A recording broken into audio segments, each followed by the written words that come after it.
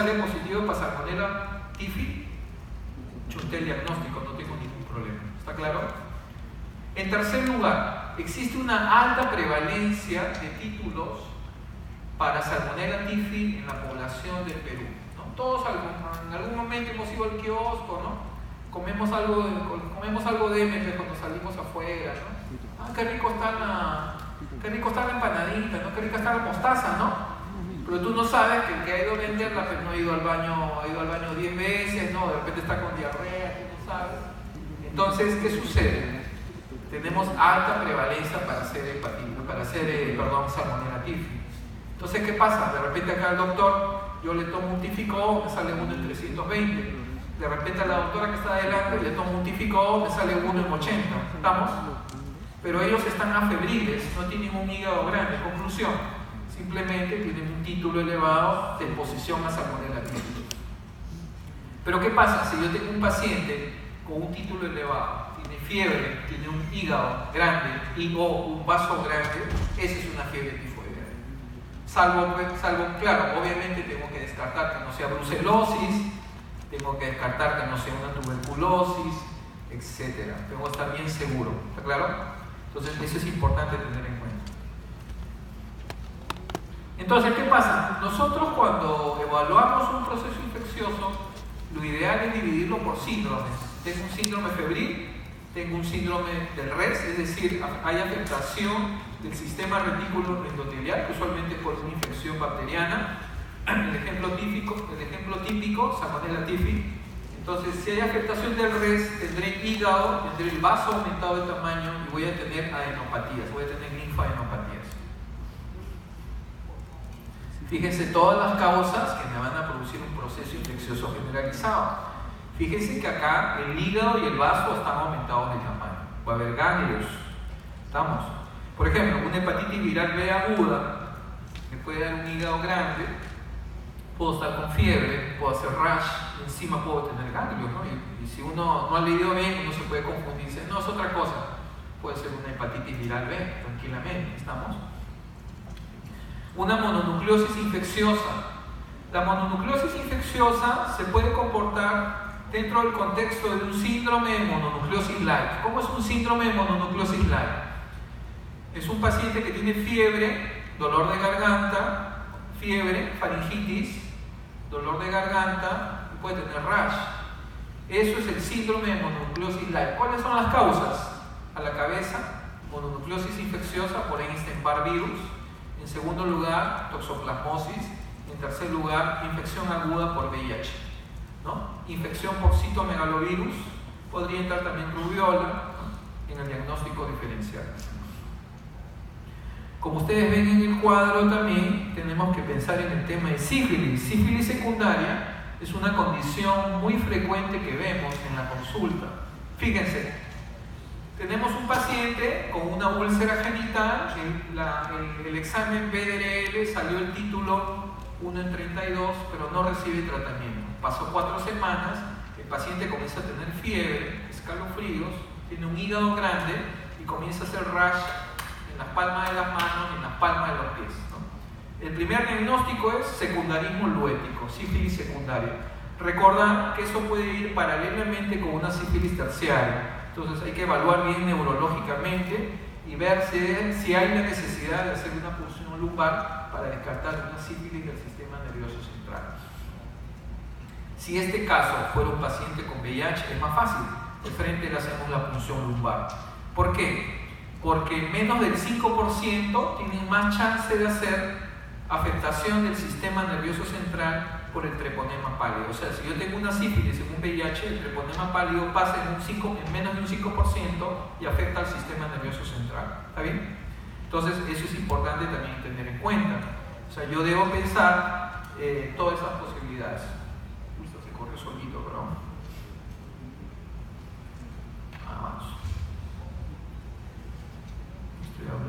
Entonces tengo este caso. ¿Puedes leerlo, por favor? Para yo estoy quedando sin cargar. ¿Puedes leerlo? Con voz de tenor, por favor. Con voz de tenor, digo.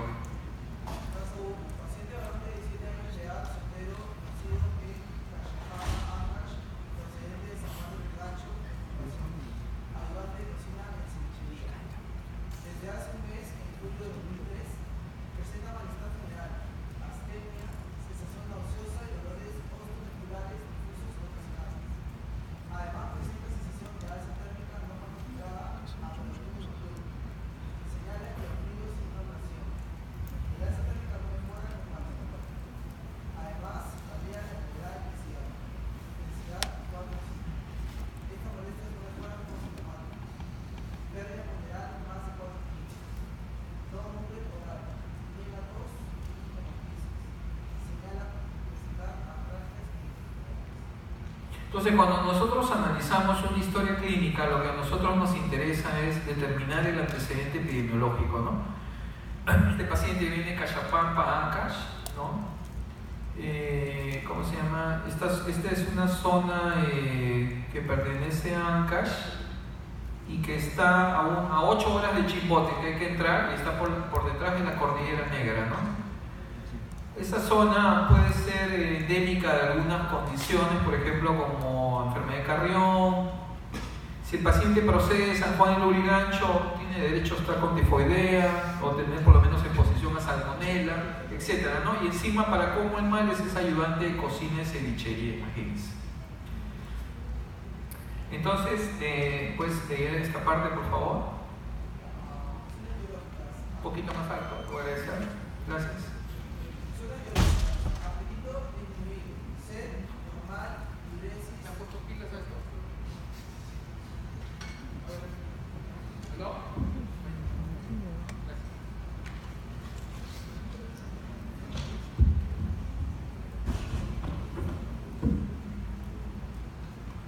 Funciones biológicas: apetito disminuido, sed normal, diuresis, coluria, sueño conservado, peso, perdió más de 4 kilos, heces, hipocolia.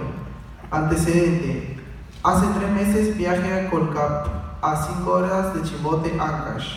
Señala que otro familiar se puso amarillo.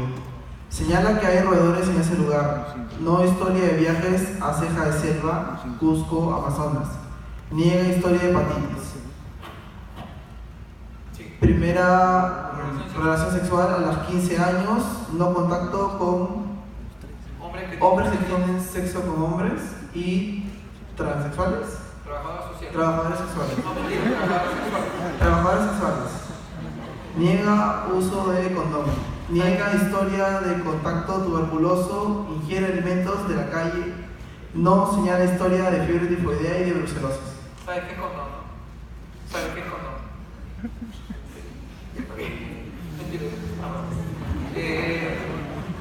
Entonces, cuando ustedes ven este caso, ustedes lo primero que dicen, pues no, mucha cosa es eso, ¿no? En primer lugar, vemos una historia que está hasta las patas, bueno, es la historia de un interno de la San Martín, mentira. Yo también, por si acaso, soy de la San Martín, yo soy de la primera promoción. Imagínate. Entonces, ¿qué pasa? Este paciente tiene como síntomas principales, tiene una fiebre, hay unos dolores osteomusculares, la sensación nauseosa, bueno, la puede tener cualquier persona. Aparte de eso, tiene una cefalea, ¿no? Y hay una pérdida de peso. Yo con esas 3 cosas me agarro y digo, escucha, puede ser un proceso infeccioso en general, hay un síndrome febril, hay una fiebre y hay una cefalea, ¿no? Lo primero que apunta a esto, ¿qué es? Fiebre tifoidea, podría ser el primer diagnóstico, ¿no es cierto? Pero el detalle es que este paciente ha estado en Cachapampa, eso está a 8 horas de Chimbote, a 5 horas, perdón, de Chimbote, ¿no? Y eso me trae este paciente, me trae un paciente que está pálido, pero que en el fondo tiene una ictericia, aparato respiratorio muy pasa bien, el hígado está en un tamaño de 13 centímetros de spam hepático. Entonces tienes un síndrome febril y tienes un síndrome del resto. Tu dato epidemiológico es la primera posibilidad que pueda ser una enfermedad de Carrión, ¿no? Estos son los síndromes que se plantean, ¿no? Porque este paciente incluso tiene una hemoglobina que está en 4 gramos por decilitro, tiene los leucocitos que están en 12.000 células, ¿no? Pero fíjense, todos los diagnósticos diferenciales que van a plantearse. Pero hay un detalle, cuando yo tengo leptospira, debería tener fiebre, debería tener dolores osteomusculares intensos, ¿no? Y supuestamente la ictericia tendría que predominar, no la anemia, ¿no? Ese es un dato clínico, digamos, ¿no? Pero ¿qué pasa? Cuando yo tengo enfermedad de Carrión, es una situación especial. La enfermedad de Carrión puede venir acompañada de otra infección oportunista. Esa situación se llama presencia de una coinfección. Yo puedo tener una coinfección. Y estas situaciones principalmente se dan en el norte del Perú. En el hospital, por ejemplo, de Jaén, se han hecho algunos estudios y se ha encontrado que a la cabeza de coinfección con enfermedad de Carrión está leptospirosis, está riquexias, ¿no? Está fiebre tifoidea, ¿no? Entonces, cuando yo sospecho enfermedad de Carrión, tengo que echarme a buscar leptospira, si es que hay evidencia clínica, le busco su toxoplasma, le busco malaria, etc. Trato de completar el trabajo. Obviamente que eso es aparte de todos estos diagnósticos diferenciales que tengo que determinar. Ojo, por ejemplo, ¿cuáles son los diagnósticos diferenciales de una influenza? ¿Cómo yo hago diagnóstico de una influenza? ¿Puedes pasarle a tu compañero atrás, el que está leyendo? Que está leyendo la charla. Pásale el micrófono. ¿Cómo haces tu diagnóstico de influenza? ¿Qué se te ocurre? ¿O cómo me ayudas?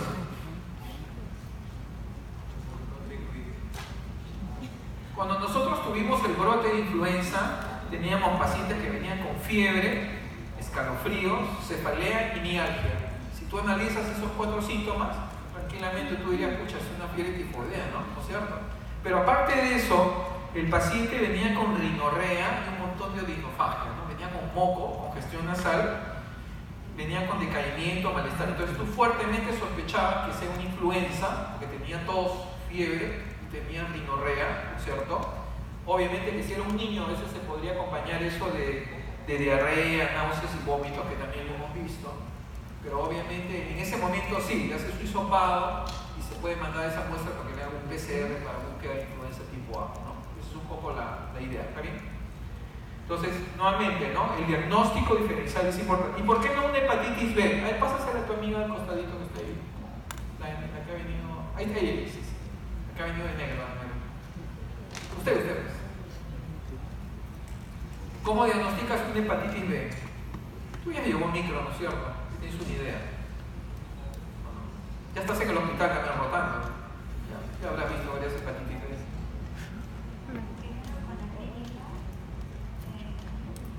Un poquito más cerca, no se te escucha. Paciente que está histérico.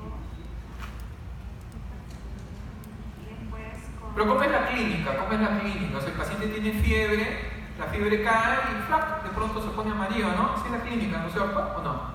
¿Sí? Esa es la clínica, punto. Tienes un hígado doloroso, tienes náuseas, vómito. ¿Se parece al cuadro clínico por ahí, ¿no? Si hacemos su antígeno de superficie, el antígeno de superficie va a salir negativo, ¿no? Pongámosle así, como un tema práctico. Pero esa es la idea, digamos, un poco que yo quiero que tengan de diagnóstico diferencial. Pásale ahí el doctor que ha venido todo así. Acá te vas atoneado, ¿cómo es? Ya probaste ese insecto, ya. Chale, vamos a verlo, compadre. Ama es tu nombre, ¿ya? ¿Cómo diagnosticas una fiebre amarilla? Después de tomarte tus tragos, te pones amarillo, todo histérico. ¿Cómo es? ¿Cómo lo diagnosticas?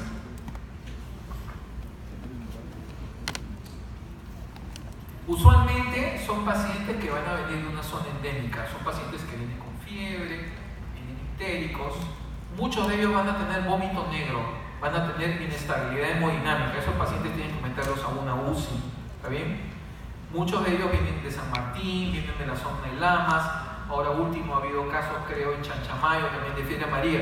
Cuando yo tenga eso, el dato epidemiológico es fundamental y yo tengo que estar pendiente y tengo que estar revisando, ¿está bien? A ver, pásame a la doctora acá de plomo que está aquí en todo su placa. Y ya con esto ya no los fastidio más. Y de una riquepsia, ¿cómo haces el diagnóstico diferencial? ¿Sabes? Peor, no todavía no llama la clase.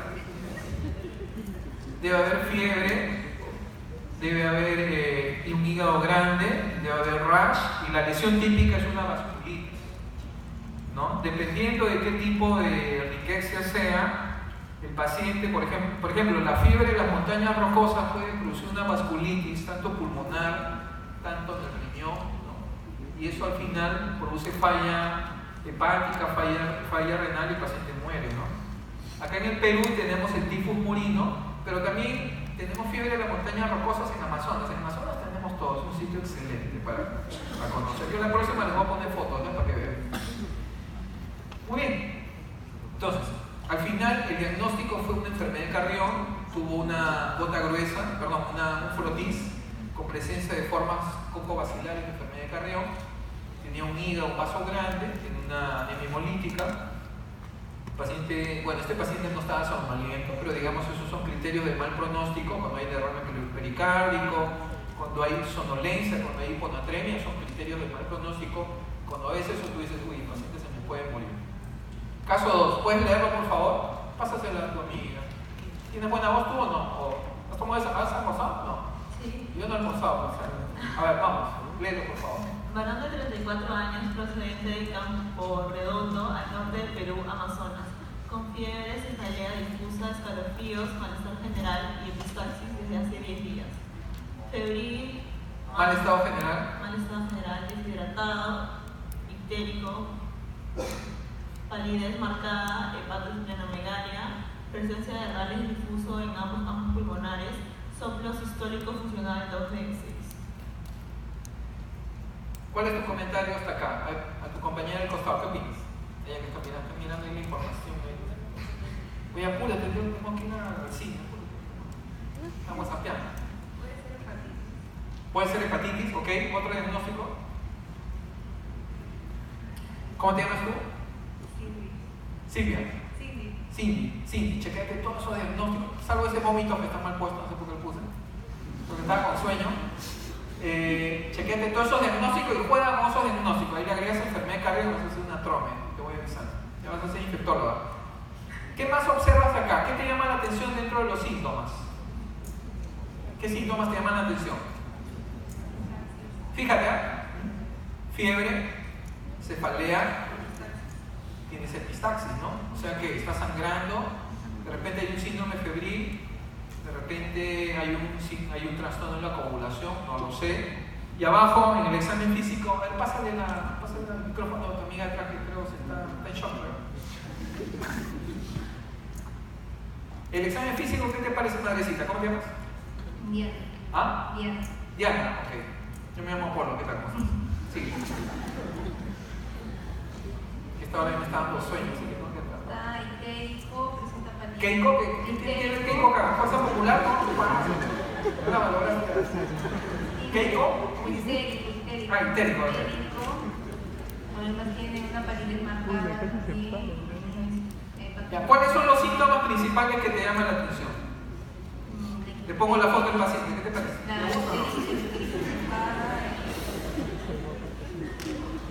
La ictericia y la palidez también. La foto cuando le han tomado el flash. Yo creo que está más ictérico, ojo. Claro, está más ictérico. Ictérico, fíjate que tiene un hígado grande, un vaso grande, ¿no? Cuando le han encontrado un soplo, ¿no? ¿Cuál sería tu diagnóstico acá, madre? ¿Cuáles serían tus diagnósticos? ¿Acuerdas? Imaginamos que tú eres ya el residente del cuarto año, enfermedades infecciosas. ¿Cuáles serían tus 20 mejores diagnósticos? Podría tener hepatitis. Sigue pensando en hepatitis, ¿qué más? ¿Qué más? Hepatitis B. Ya, ¿qué más? Un diagnóstico podría ser una leptospirosis, ¿no es cierto? ¿No es cierto? Un diagnóstico podría ser una leptospirosis, pero acá lo que nos asusta es esto. Mira este hemograma, leucocitos 38.400. ¿No? Es una reacción leucemoide, los leucocitos están por encima de 25.000, ¿está bien? Hay una linfopenia, la hemoglobina está en 4, las plaquetas están en 102.000. Presencia de formas bacilares de Bartonella baciliforme, parasitemia al 80%. Aglutinaciones típico O1 en 80, listo. ¿Cuáles serían los diagnósticos? Primer diagnóstico, hay una reacción leucemoide. Cuando tienes una reacción leucemoide, tienes que diferenciar, ¿es un proceso infeccioso o es una enfermedad linfoproliferativa, ¿no? Entonces ahí lo vas a tener que llamar al hematólogo y decir, oye, es un buen frotis para buscar blastos, no voy a decir que es una leucemia o un linfoma, ¿claro? ¿Sí? 2, pero ya tienes hemoglobina en 4, tú dices, escucha, que es una anemia hemolítica, ¿no? De la patada, y ya tienes la Bartonella baciliforme presente, porque hay una parasitemia del 80%. Conclusión, ¿qué cosa es? Este paciente es un paciente con una enfermedad de cardión, aparte se le hizo aglutinaciones para leptospira que fueron positivas, o sea, tiene una enfermedad de cardión, encima tiene una leptospirosis aguda, este paciente. Entonces, recordarle eso es importante, hay que sospechar en los diagnósticos porque si no se nos van a pasar. ¿Alguna pregunta? Me falta media hora todavía. ¿Preguntas? ¿Está claro? Listo, entro a esto que este es cortísimo. Este es un paciente con SIDA. Los pacientes con SIDA me van a hacer infecciones